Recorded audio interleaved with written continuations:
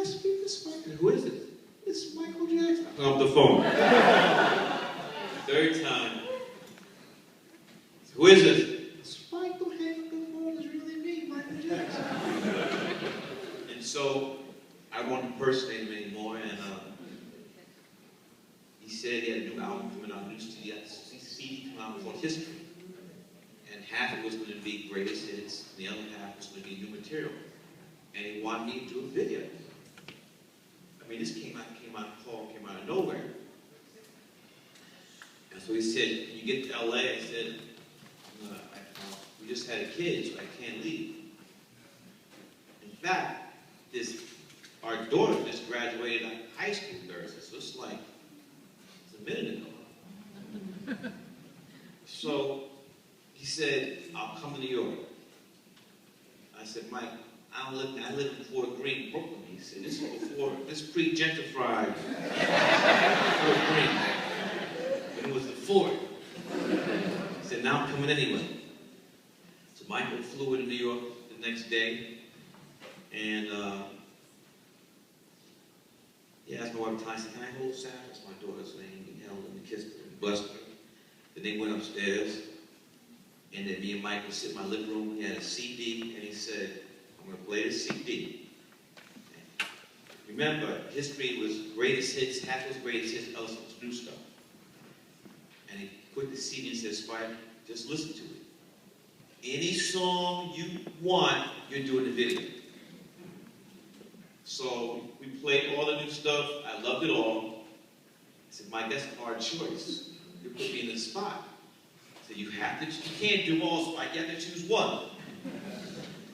I said, "Okay, hit Michael, if you put a gun in my head and I have to choose one, I want to do Stranger Moscow." He said, no, you can't do that one. You got to do it. They don't care about us." I said, "Michael, why don't you just tell me what you want me to do?"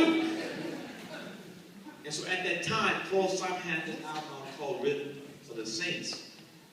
Great album. And he had these drummers called Oladoom. We're from Brazil.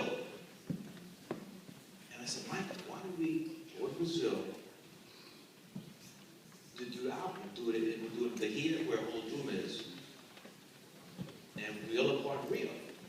And let's have the drums recorded live and put them on the track."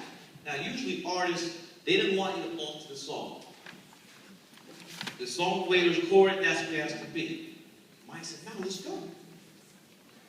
So we went to Brazil and did the video. But we also did a prison version. And, Mike was, I still miss him. He was music.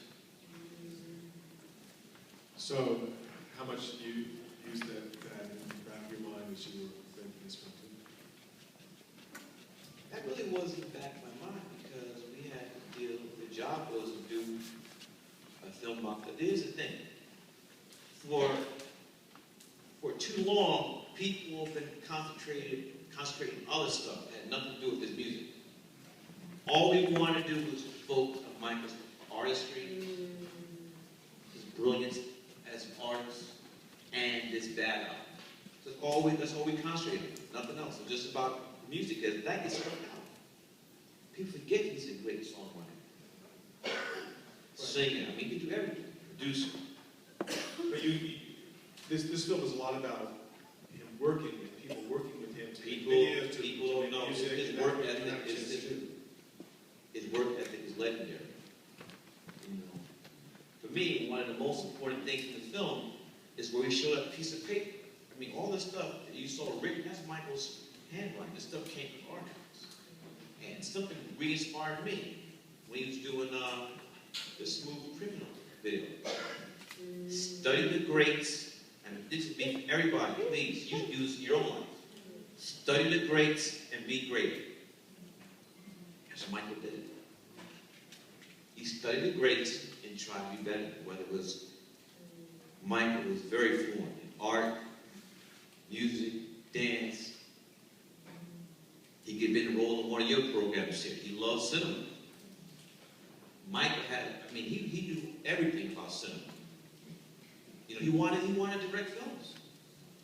He wanted to go on and direct film. So he was just, when it came to work, his thing was legendary, you know. Him and James Brown, there we go. Those are nobody had greater. No.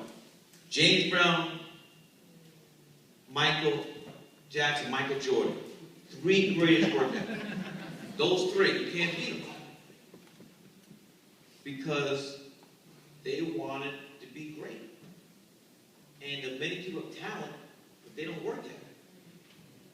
You just can't be great. You got to work at it again and again and again. And also, when you're great at something you love, all the hard work you're doing is not work because you love what you're doing.